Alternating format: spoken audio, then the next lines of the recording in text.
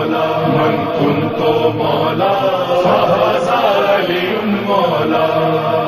میرا وارث ہے علی، میرا وارث ہے علی، میرا وارث ہے علی، میرا وارث ہے علی، میرا وارث ہے علی، میرا وارث ہے علی. ان کے میدان میں،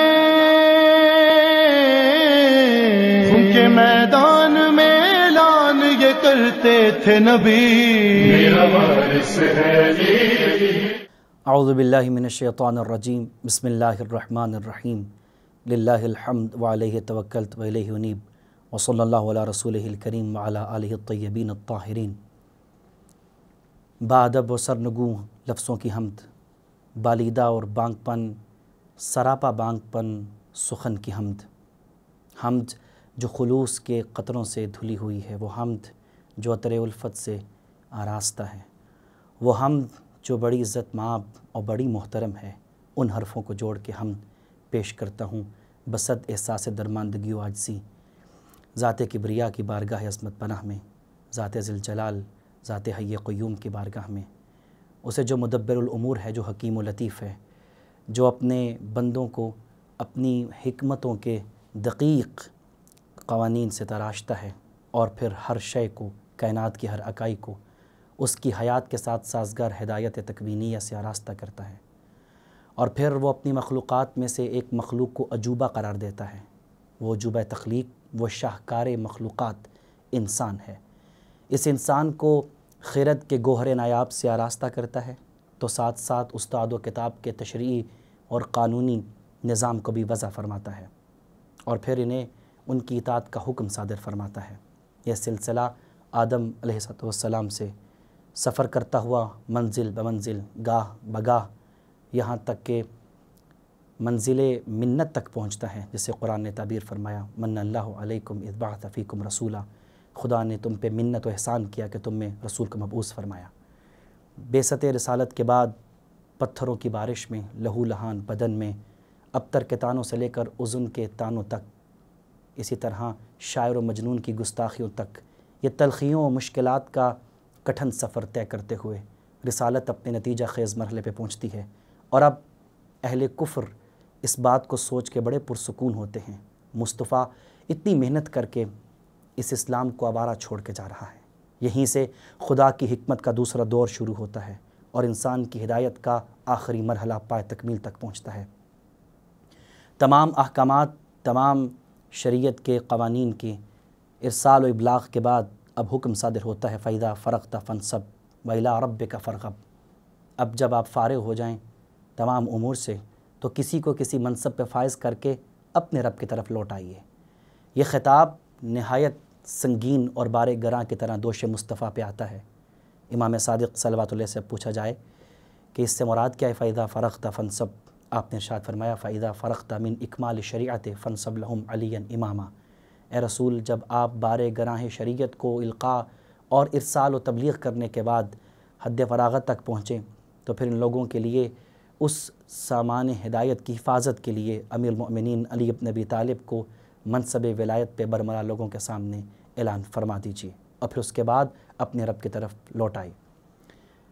ناظرین کرام، غدیر وہ مرحلہ ہے، غدیر وہ منزل ہے جو باقی تمام احکامات سے سنگین اور مشکل ترین ہے. یہاں تک کہ یہ واحد حکم ہے جس سے متعلق روایات میں ملتا ہے، اور خاص کر کے مینی نے ان روایات کو اکٹھا کیا اپنی الغدیر موسوعہ میں.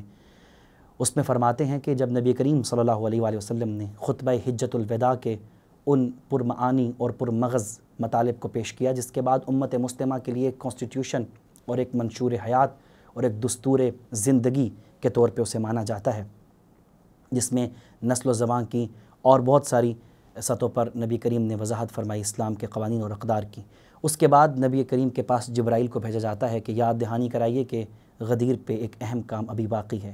نبی کریم پس و پیش کرتے ہیں، یہاں تک کہ ہمارے پاس البرہان تفسیر میں اس طرح کافی کے اندر بھی یہ روایات موجود ہیں کہ جب نبی کریم کے پاس حبت جبرائیل الی النبی صلی اللہ علیہ وآلہ وسلم وبلغ الیہ ما امر اللہ سبحانہ وتعالی الیہ فقال یا ایھا الرسول بلغ ما انزل الیک من ربک، جناب جبرائیل آسمان کے صفوں کو چھوڑ کے رسالت مآب کی بارگاہ عظمت پناہ میں حاضر ہو کے عرض کرتے ہیں کہ آپ کی بارگاہ میں پیغام خداوند لے کر آیا ہوں۔ خدا آپ سے مطالبہ کرتا ہے کہ وہ آخری پیغام جو آپ پر نازل کیا جا چکا ہے اس کو برملا اعلان کرنے کا وقت آ گیا ہے۔ وہ جسے شب کی تنہائیوں میں کہتے ہوئے آپ گھبرا جاتے تھے، آج اسے روشن دن میں برملا چوک میں کھڑے ہو کر اعلان کرنے کا وقت آن پہنچا ہے۔ روایت کہتی ہے کہ جب یہ آیت آئی نبی کریم صلی اللہ علیہ وآلہ وسلم تشویش کا شکار تھے، اور یقیناً آپ کی تشویش منصب رسالت کے ساتھ سازگار تھی۔ آپ کسی سے خوف زدہ نہ تھے، نہ ہی آپ کسی قسم کے ڈر کے اندر مبتلا تھے، لیکن چونکہ آپ ان افراد کے سطح فکر سے آشنا تھے جن کے سامنے پیغام ولایت کو القاء کرنا تھا۔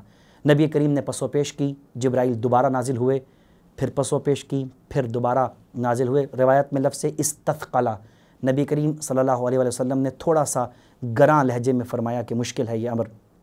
نبی کریم جو دشوار ترین مرحلوں سے گزرتے ہیں اور فرماتے ہیں کہ ما اوذی نبی مثل ما اوذیت قط، اتنا ظلم ستم اور اذیت کسی نبی پر نہیں آزمائی گئی جتنا میں محمد مصطفیٰ ختم المرتبت پہ آزمائی گئی۔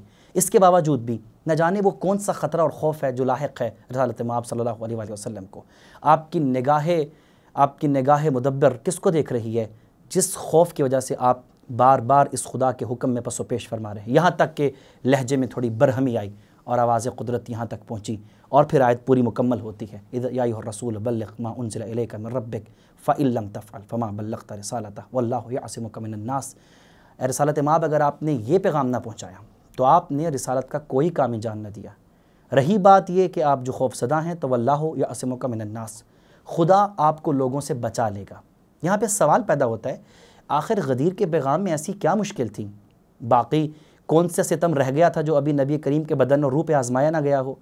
یہاں تک کہ قرآن مجید نے بار بار فرمایا، 3 یا 4 آیتوں میں تسلی دی۔ بعض میں فرمایا فلا يحزنک قولہم ان العزۃ للہ جمیعا، اے رسالت مآب، آپ کو ان لوگوں کے طعن و تشنیع بھرے قول آپ کو تنگ نہ کریں، آپ کا دل تنگ نہ کریں، خدا آپ کو عزتیں دے گا۔ کہیں بھی فرمایا فلعلک باخع نفسک ان لم تؤمنوا بہذا الحدیث اسفا ان لم یؤمنوا بہذا الحدیث اسفا، کہ آپ جان دے دیں گے اس افسوس کے ساتھ کہ لوگ ایمان پر نہیں آ رہے۔ یعنی مشکل ترین حالات نبی کریم نے گزارے، آخر اس اعلان میں ایسی کیا تلخی تھی جو نگاہ مصطفیٰ تو دیکھ رہی تھی؟ بظاہر ایک چوک پہ کھڑے ہو کر کسی کا ہاتھ اٹھا کر من کن تو کہنا تھا، لیکن اس کے پس آئینہ شدید مشکل تھی۔ وہ کیا تھی؟ امیر المومنین صلوات اللہ علیہ نے اس کو ایک اور انداز میں یوں پیش کیا اپنے نہج بلاغہ میں، فرمایا کہ جب خداوند متعال نے جناب حضرت موسیٰ صلوات اللہ علیہ کو حکم دیا کہ آپ ساحروں کے مقابلے میں میلے میں آئیے، اور محضر فرعون میں یہ مقابلہ جب طے پایا کہ وہ اپنی عصا کو پھینکیں گے، وہ اپنے حبل کو پھینکیں گے، اپنی رسیوں کو پھینکیں گے، اپنی عصا کو پھینکے گا۔ اس وقت قرآن کہتا ہے کہ جب جناب حضرت موسیٰ اپنی عصا کو پھینکنا چاہتے تھے تو خیفہ موسیٰ خیفتاً، موسیٰ کے دل میں فی نفسہ ہی، ان کے دل کے اندر ایک عجیب سا خوف تھا۔ امیر المومنین نہج بلاغہ میں فرماتے ہیں کہ خبردار یہ مت سمجھیے گا کہ موسیٰ اس بات سے خوف زدہ تھا کہ میرے عصا کو جب زمین پہ پٹخا جائے گا تو وہ ایک اژدہا بن جائے گا جس سے انہیں خوف آئے گا، ہرگز نہیں۔ انما خاف موسیٰ خیفتاً، موسیٰ اس لیے خوف زدہ تھے لدول الزلال، کہ موسیٰ جانتے تھے کہ اس اعجاز کے ساتھ کہیں نامناسب سلوک نہ ہو جائے، کہیں ایسا نہ ہو کہ لوگ یا تو مجھے جادوگر مان لیں یا ان کو بھی نبی مان لیں، لوگ فرق نہیں کر پائیں گے میرے اعجاز اور ان کے جادو میں۔ یعنی سطح فکر کا خوف تھا جناب موسیٰ صلوات اللہ علیہ کو، وہ ڈر رہے تھے کہیں میرا معجزہ جادو نہ بن جائے، کہیں یہ لوگ میرے معجزے کو اسی جادو کے صف میں نہ کھڑا کر دیں، اس لیے جناب موسیٰ صلوات اللہ علیہ خوف زدہ تھے۔ بالکل ایسے ہی نبی کریم اس بات سے ہرگز خوف زدہ نہ تھے کہ اعلان ولایت کے بعد آپ کو دشواریاں اور تلخیوں کا سامنا کرنا پڑے گا، حاشا وکلا۔ نبی کریم اس بات سے خوف زدہ تھے کہ کہیں غدیر کی بزم کو محض جشن سمجھ کر اور واہ واہ کر کے اور بخ بخ کر کے گزار نہ دیا جائے۔ نبی کریم اس بات کی طرف متوجہ تھے کہیں ایسا نہ ہو کہ یہ بار گراہیں ولایت محض ایک دوستی، محض ایک قربت کے عنوان سے ختم نہ کر دی جائے، اور تقریباً ایسا ہوا۔ امہ مسلمہ نے اس کو جس انداز میں پیش کیا، بصد افسوس ہم لوگوں نے بھی جس انداز سے پیش کیا، یہ وہ درست تفسیر نہ تھی، اور نبی کریم کا بار بار اسی خوف کے پیش نظر اس حکم سے بار بار پس و پیش کرنا معقول و مفہوم ہے۔